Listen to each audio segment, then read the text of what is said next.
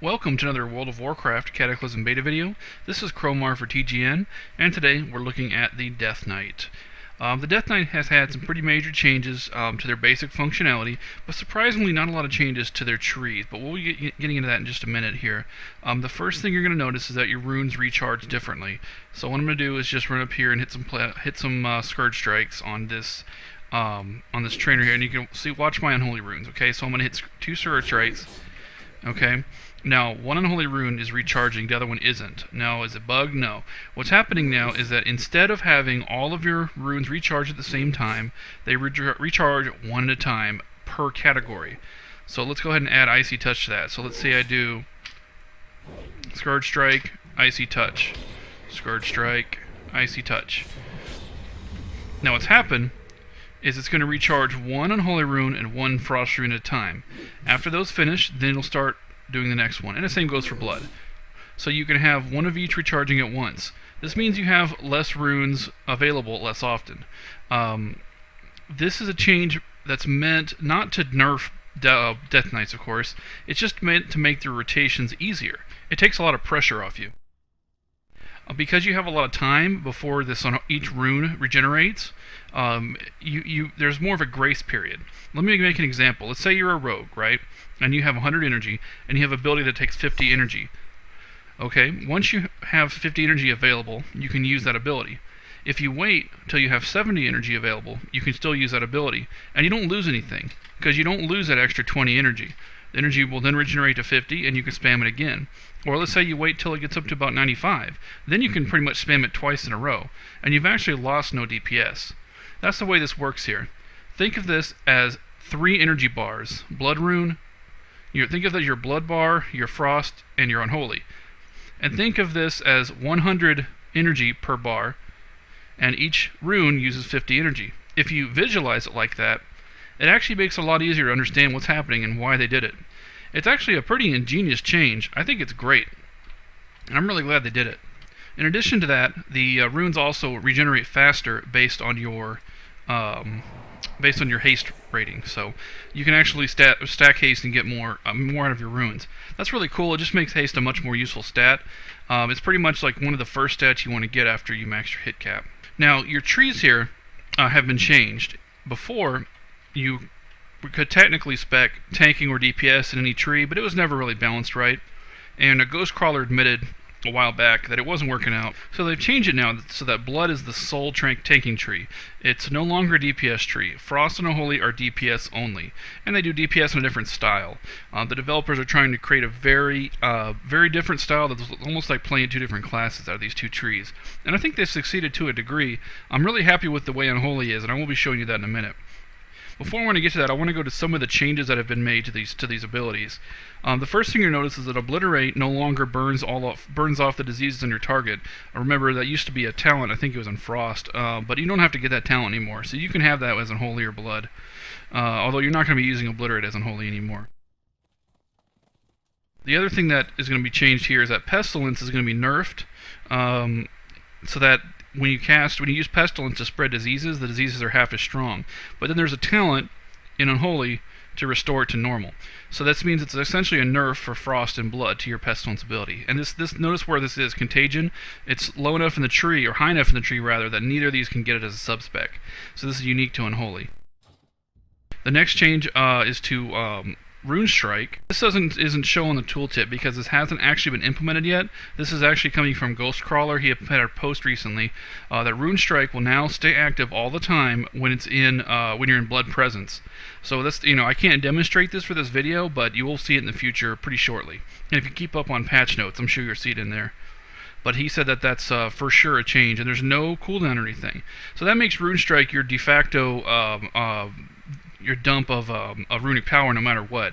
You don't have to rely on Death Coil if your runic strike isn't proccing. You can just spam it like crazy to use up all your runic power if you're tanking.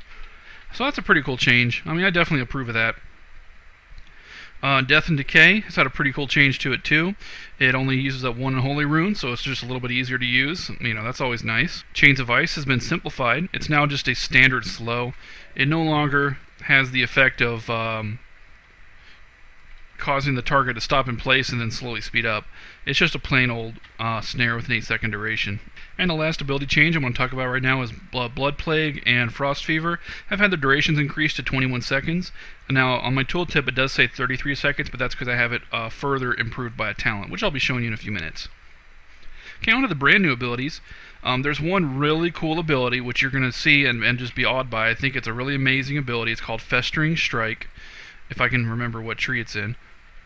It's not in... oh, where are you, Festering Strike? There it is. It's in Frost. It uses 1 blood and 1 frost rune, and it causes your duration of your various debuffs, mainly the Blood Plague, Frost Fever, and Chains of Ice, surprisingly, to increase by up to 6 seconds. And this you can just use forever to keep your diseases going without ever having to refresh them. And that sounds awesome, but it gets way better. So let me continue. The next new ability is Outbreak. Instantly applies Blood Plague and Frost Fever to target enemy with a 1-minute cooldown. Very, very simple. So this means you no longer have to use your Plague Strike or your Icy Touch or what have you. So I'm just going to throw an Outbreak. It's just that simple. It just throws up Frost Fever, Blood Plague, and then your Ebon Plague, of course, because I'm on Holy Spec at the moment. So that part's unchanged. So that's how cool that is. Now I'm going to run up and just hit Festering Strike, and it's just going to refresh everything. Look at that. That's awesome. And you just, if you're very attentive, you might have noticed some death runes up there, but I will be explaining that in greater detail as soon as I get to the talents. Because that is going to be something that you're going to be very excited by, I think. At least I was. The next new ability is Necrotic Strike. This is a very disgusting sounding ability, and it's also very powerful for PvP, and maybe some very few PvE applications. What it does is it causes you to put a shield on the enemy target, on your victim, that absorbs healing. So this is kind of like another way of doing a Mortal Strike.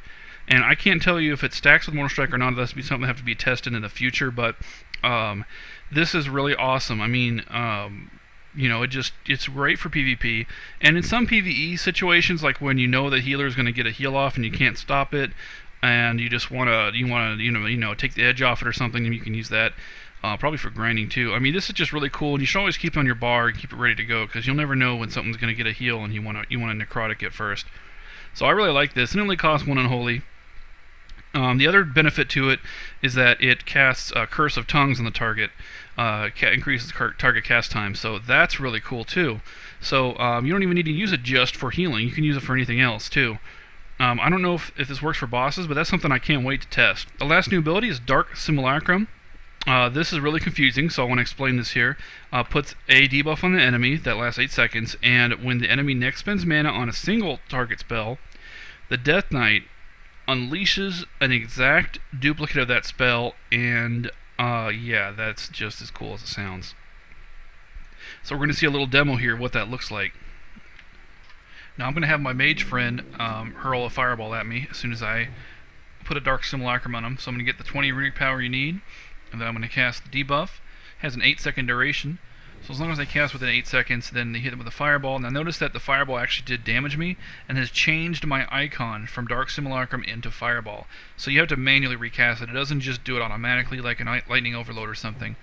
So I'm going to do this again, this time with Pyroblast. Now, you do have to do it before the 8 seconds runs out. I want to reiterate that. So you have to be careful about your timing. You can't just use it whenever. You have to use it when you know someone's about to bear down on you.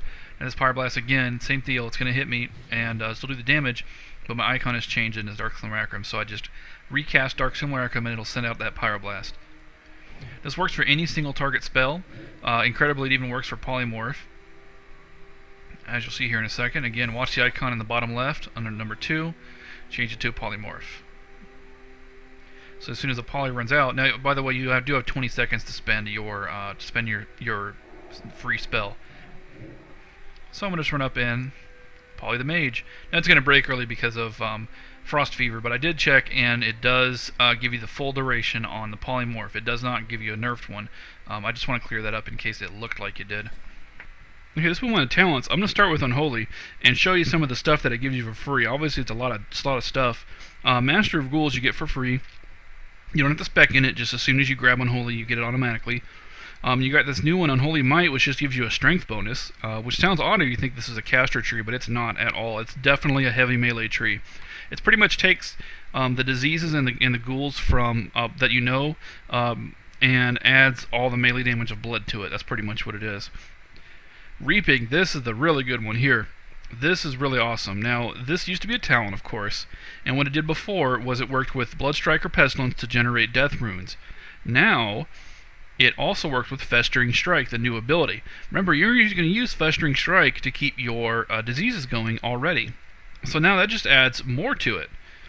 And other thing is that Festering Strike, remember, Festering Strike uses blood and frost. So that's going to cause, so when you use Festering Strike, it's going to cost a blood and a frost to turn a death rune simultaneously.